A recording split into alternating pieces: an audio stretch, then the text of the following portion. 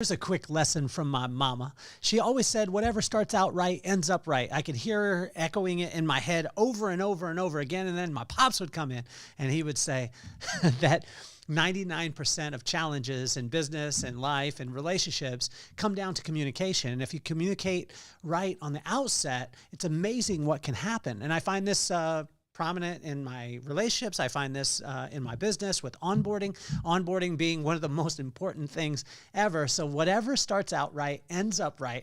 And we're starting out on July 1st, the corresponding proverb, corresponding day, Proverbs 1, I promise you, will not disappoint. So let's get this party started.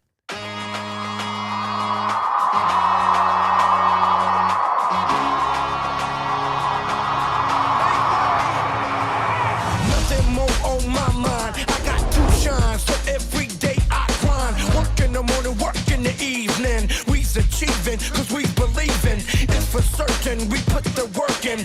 We ain't stopped just because it's hurting. Right before your eyes, so it's coming to no surprise. The takeover is televised. Over and over and over again. Make no mistake, we continue to win. Defeat never known, cause I will not lose. They wanna mimic my moves, but can't walk in my shoes.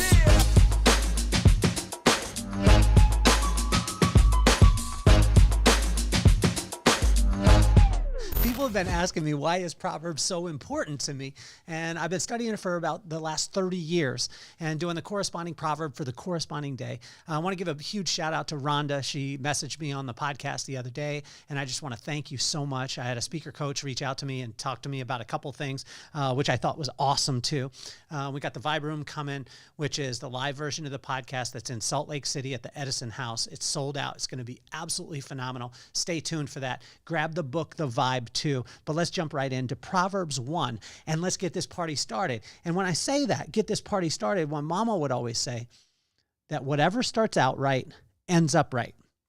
And so when people ask me about Proverbs and why they were so important, they wanted to know, like, who wrote them, where'd they come from? So who gave them to us and why are they credible? Well, in verse 1, it tells us it's Solomon, who is the wealthiest and wisest man to ever live, in verse 1. That's who gave us the Proverbs. So imagine this, put it in context to today. If you sat down, like we hear this all the time, Warren Buffett giving advice or giving counsel.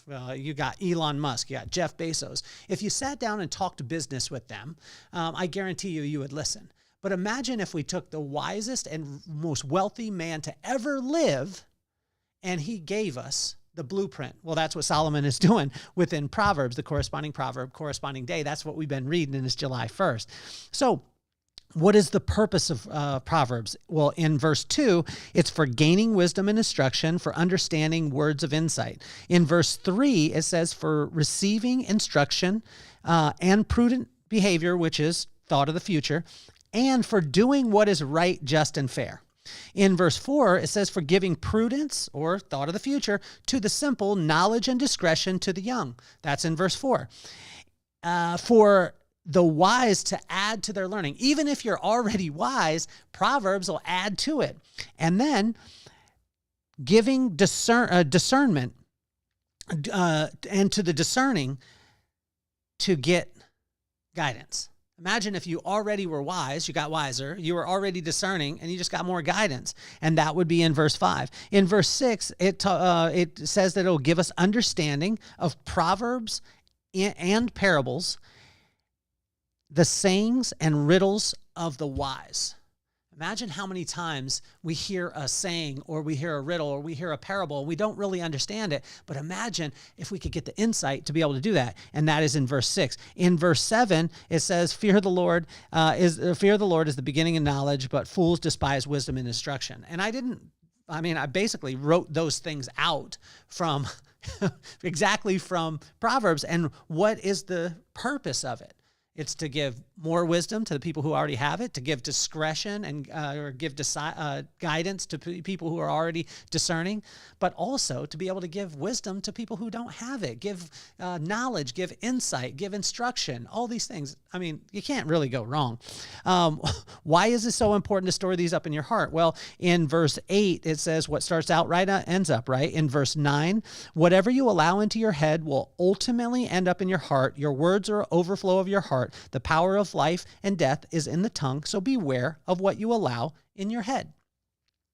In verse 10 through 19, there will be silly people that bring silly opportunities wrapped in shiny things, but in the end, they will bring silly results. Stay away from them. That's in verse 10 through 19. I love this because the comedy for my side and the simplicity of it just really blows my mind. In verse 20 and 21, here's a loud call, the loud call of wisdom. Wisdom calls out to everyone, loud and clear, and often. In verse 20 and 21, verse 22 and 23, it's free, it's evergreen, and always available, and it costs you nothing, but it has the highest return on anything is wisdom. What happens if I don't apply wisdom? Verse 24 through 29, when disaster strikes, you will call and you will get no answer. How many times have I done stupid things, set myself up in the wrong way, and then disaster happens or challenges happen, and then I cry out, and I'm like, Lord, if you get me out of this one. Now, I know that this has happened a lot of times on Saturday mornings after a good Friday night, or on a Sunday morning after a good Saturday night. So imagine this. What happens if we don't listen and apply wisdom? Well, verse 24 through 29 says it. When disaster strikes, you will call and you will get no answer. You will eat the fruit of your seeds, from verse 30 through 32. That's what will happen. You plant an apple seed, you'll get an apple tree. You plant an orange tree or orange seed, you'll get an orange tree. But you can't get mad at the tree for producing the type of fruit that the seed actually was planted by, right? Or planted. And so us planting that, it's just, as again, comical for me. And what are the benefits of listening and applying wisdom? Well, first of all, you'll get wisdom, you'll get instruction, understanding, prudence, right behavior, just behavior, fair behavior, discretion, guidance, insight, which will result in the ability to live in safety, live in peace without fear of harm. And that's verse 33. It's pretty simple. When we communicate from the outset, lay the foundation of wisdom, and apply it in all areas of our lives, our harvest will not surprise us. What starts out right ends up right. I hope you had a phenomenal day. This was a quick one today, and I appreciate every one of you listening, watching, commenting, subscribing, and sharing it with your friends. My name is Kelly Cardenas, and I'm officially off the hot seat. Peace, love, and soul.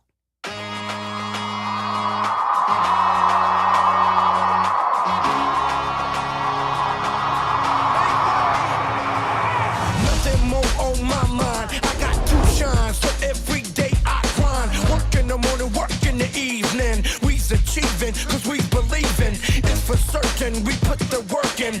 We ain't stopped just because it's hurting. Right before your eyes, so it's coming to no surprise. The takeover is televised.